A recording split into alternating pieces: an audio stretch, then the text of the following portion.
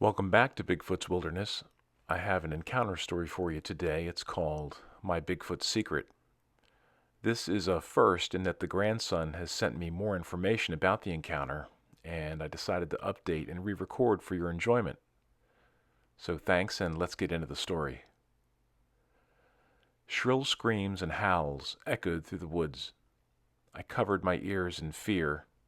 I could almost feel it run through my body, just the sheer volume. Tree branches snapped just a few yards in front of me. It almost sounded like a scene out of Jurassic Park. I crouched down, trying to almost blend in with the small bushes as I tried to retreat back to the safety of the cabin. My whole body was shaking. Now I knew why my grandfather never allowed me to stay overnight. My dad raced toward me, jumping off the front porch, firing his shotgun, yelling for me to get back in the house. I was bound to a secret, one that I didn't fully understand. At first, I hesitated when I found out that he left his mountainside cabin to me in his will. It was a beautiful setting at the bottom of a mountain just a handful of miles from a rather popular ski resort in West Virginia.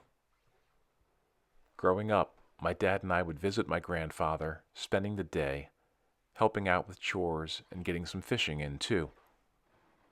My grandfather served with honor in the U.S. Army and fought in the Korean War. Passing away at the age of 77, in my opinion, he'd lived a full and happy life.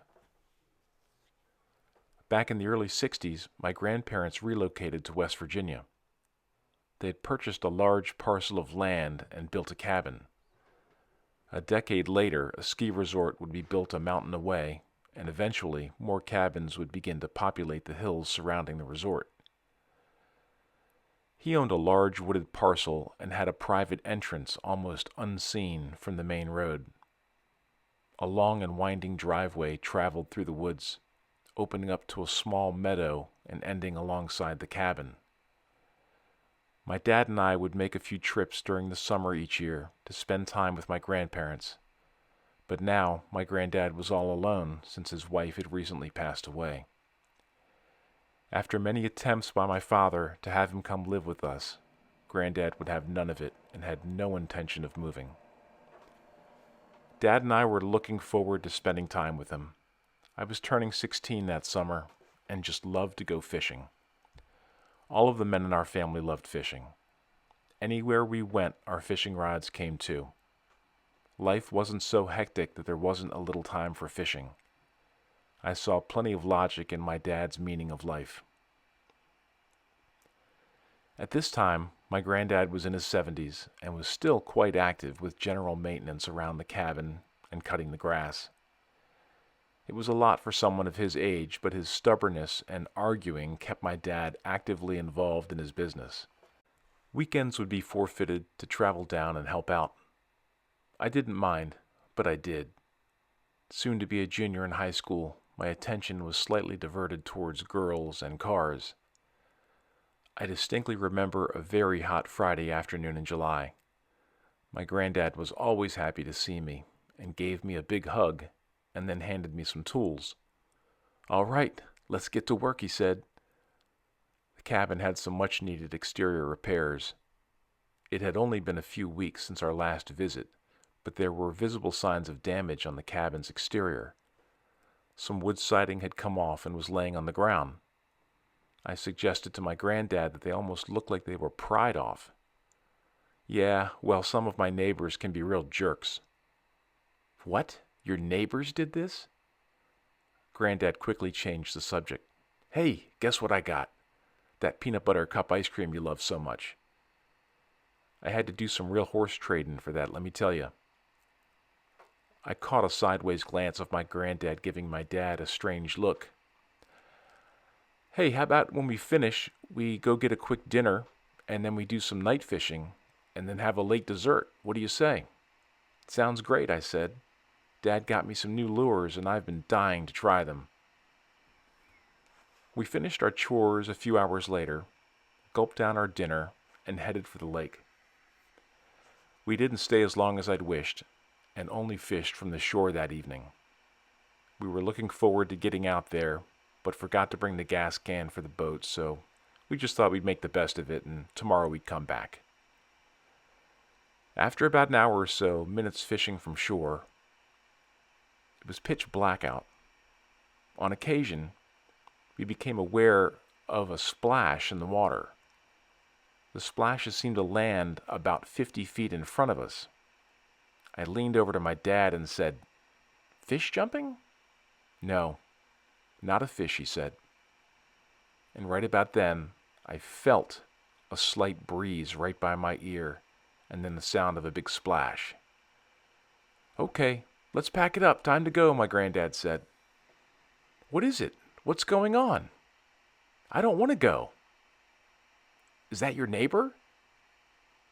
There was a moment of silence, kind of like my last comment struck a chord. "It may well be, and if it is, I don't think this is the best place for you to meet them. Come on, it's time to go." "Them? What kind of people are they?" On the drive back, my dad did his best to change the subject, and we made a quick detour to pick up a few items at the local gas station. When we got back to the cabin, I broke out the peanut butter cup ice cream for my late-night snack. My dad and grandfather were quietly talking in another room, so I decided to sit out on the front porch and eat my ice cream. The bugs were loud, which made it hard to hear anything until things just went dead silent. And I do mean dead. It was so noticeable it was eerie, and I could hear rustling coming from the bushes not that far in front of me. I thought I heard talking, or maybe more of a loud exhale or even a snort. I wondered if this might be the neighbors that Granddad was talking about. I couldn't get that out of my head. I put down my bowl and slowly crept towards the bushes. I tried to see through the bushes and shouted, "Hey, what are you doing?" Now it really was dead silent. No rustling, no snorts. To my left, I could hear something heavy-footed, and when I stood up, I could immediately hear what I could only call a resounding howl. The noise seemed to reverberate in my chest, and I felt paralyzed. The screaming continued until off to my right, I could hear the popping of tree branches. I felt too scared to move. My legs felt a little wobbly, and I was really almost too scared and just cupped my ears and curled into a ball. The fear was overwhelming, and I couldn't find the nerve to run or even retreat. This can't be the neighbors, can it? Bang! A gunshot. My dad was running towards me. "Come on, get up!" He grabbed me by the arm, and we both raced back into the cabin. I caught a glimpse of what looked like massive shadows and could hear crashing sounds, which must have been them hitting the bushes and trees. They were heading away from the cabin now. My dad pushed me in and with two hands slammed the door. "What was that?" I yelled at my dad. "Would somebody tell me what's going on?" "That's a booger, and it looks like it could be a late night. It's not safe to go back out there. Wait till they leave," my granddad said. "And how long will that take?" my dad said. Dad slid the heavy bolt across the door, and Granddad moved some boards over some of the windows around the cabin. I guess I never really paid attention at just how sturdy the cabin seemed. It was like a little wooden fortress. I was grateful to be back inside. "What are boogers?" "Bigfoot," my granddad said. "Same thing." I'm going to tell you some things that may seem a bit fantastic, but hear me out. So my granddad begins to tell me that these things have lived in these woods for as long as he's been here. He and Grandma have always been aware of them. The first time I went fishing, they stole my fish. They took the bucket and all. They're opportunists. I never thought they were violent, but what I didn't realize was that Grandma was feeding these things for years. It must have been while I was traveling for work. She never told me she was doing it, and when she suddenly died, well, things got a little squirrely, since they would beat on the side of the house and scream, almost like they were trying to ring a dinner bell. They were looking for their handout. He continued, saying that he refused to feed them and stood his ground, refusing to abandon his home, and so decided to do some upgrades and help fortify the cabin. He even took out the beautiful bay window to help safeguard the front of the house. The creatures apparently would peer through the big bay window and tap on it with what he thought must have been their nails until Grandma would put some food out. It always happened after I left in the morning. Grandma kept feeding this thing, and she kept it a secret. I only just found out about this a few months before she passed. Bless her heart, she always found kindness for God's animals, even these things. He seemed sad when he mentioned Grandma. "Have you seen them?" "Yes," he said. "There's at least 4 of them. I think it's a family. The mom is big, all black, and must be over 7 feet tall. The dad, I'm assuming, of course, seems to come and go, but he's quite a bit larger, maybe 9 feet tall, very broad. He has large gray patches, and I can almost tell when he's around because it stinks outside.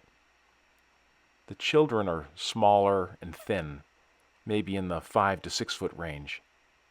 I've only seen the cubs a few times. They're quick and will dart around the yard from bush to tree to bush. Jake, that's my dad's name. I've never fired a gun at them before. Let's hope what you did wasn't a big mistake." So my dad took the first watch, pacing around the house all night long. Occasionally, he'd peer out between the partially blocked windows. It was quiet and would continue to stay quiet the rest of the night. By morning, my granddad made us breakfast and said he'd come to a decision. Since he was now living without Grandma, maybe it was time to make one more move. He would contact a friend of his that owned a real estate agency and see about renting the cabin out. He had another friend that lived in Key West who was begging him to relocate. Now was the time, and he'd reach out just as soon as he could. We all agreed to keep this incident quiet. I was still full of questions, and Granddad tried to answer with more than just an "I don't know." He thought these creatures weren't migratory. "They've been here as long as I have. I'm getting too old for this fight. I don't want to kill anything else. Hopefully, they're gone, and for good." Obviously, we had a drastic change in plans, and so we focused on finishing up on our repairs. We had a late lunch and said our goodbyes. "Maybe you'll come down to Florida and see me. There's great saltwater fishing." "That would be awesome," I said. We never did make it down to see him, though. 3 years later, he passed. A few months later, we were contacted by his lawyer, and the cabin was now mine. He'd left it to me in his will. From what I understand from my dad, there were several renters over those last years. No one seemed to stay for more than a few months, but it continued to rent since it wasn't too far from the ski lodge. There were no stories of Bigfoot, but from what I've learned, most people don't go around broadcasting they've seen one. I was encouraged by my dad to sell it. I would need the money for college, and so I took the first offer. It seemed like the right thing to do at the time. I think my grandfather would have wanted me to do it too. I'll always remember that night and the secret we kept. I always thank God no one was hurt. I've never mentioned it to anyone, maybe for fear of ridicule, as I mentioned earlier. Bigfoot doesn't really segue into a conversation very easily. My father commented to me after I sold the cabin. I wondered why this all happened in the first place, and he said, "Maybe some things aren't meant to be known. They're just meant to be accepted."